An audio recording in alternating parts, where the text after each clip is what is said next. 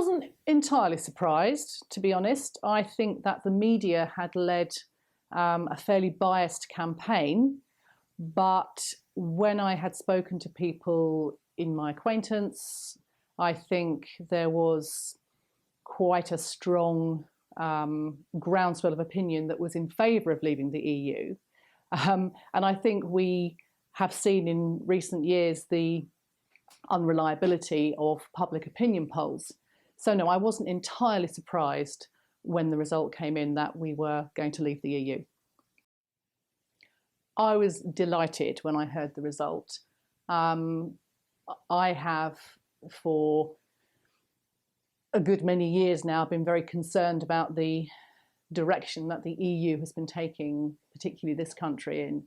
And I felt it was our last chance with the referendum to extricate ourselves from the mess that is the EU. So I was delighted and relieved to find that about 17 million other people felt the same way as I did. Yes, I was delighted. I think now that we are 6 months or so after the referendum, I have no regrets or remorse about the way I voted. And I'm quite puzzled, actually, by the level of worry and of knee-jerk reaction that people are showing. We haven't actually left the EU yet. That's going to happen in time. But in the 6 months or so since we made that decision, huge numbers of people and organisations seem to be continuing this enormous scaremongering. And I really don't understand why, because we're not there yet. Let's wait and see. Everybody knows it's an untrodden path. Even I, with my strong feelings about leaving the EU, feel that there will be uncertain times ahead. But I think you can't make an omelette without breaking eggs. And I think we will, in the coming months and years, when we do finally get out, I think that we will reap the rewards. But at the moment, right now, I think we've done the right thing. And I think we have to be very positive about the future. I absolutely thought about my children's future when I was casting my vote. I have 3 children. One is 20, the other 2 are in their teens. They are the people who are going to reap the benefits of us leaving the European Union.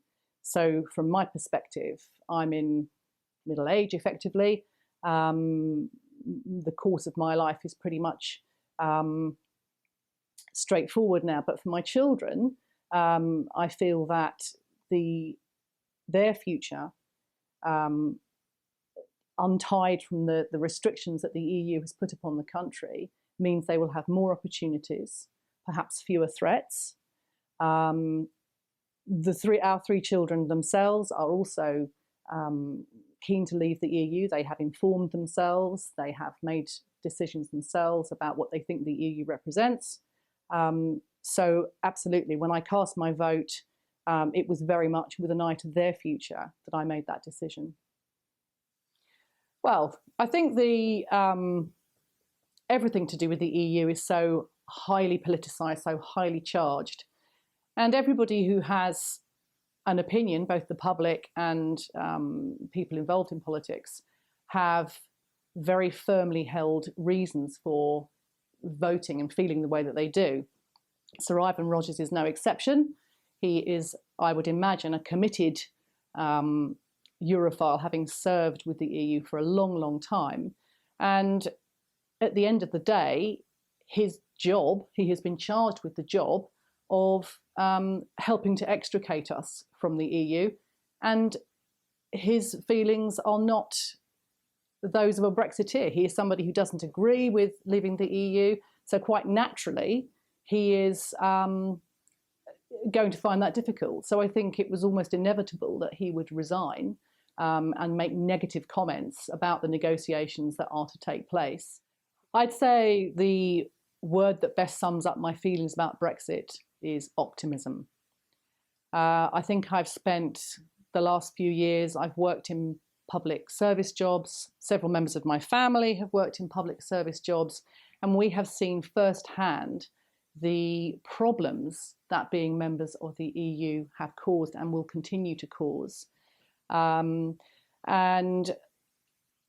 I think looking at the possibilities that will be open to us and the things that will change, the restrictions that will come into place, perhaps the lack of freedom of movement, which I know an awful lot of people think is this amazing sort of liberal tenet of the EU, is actually causing enormous problems in this country.